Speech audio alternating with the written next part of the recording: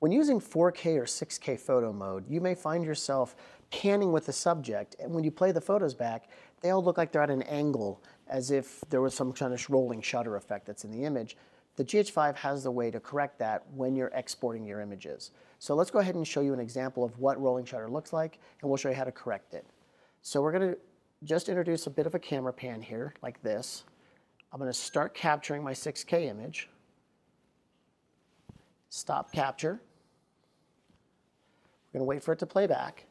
Now, as I roll through these, you can see where the glass looks like it's leaning at an angle. If you take a look, it's got kind of a rounded edge there. What I can do is when I go to capture the image, instead of just hitting yes for save, go to reduce rolling shutter. It's going to process the image, and it corrected it, so now everything is geometrically correct. I'll switch back and forth so you can see exactly what it looks like.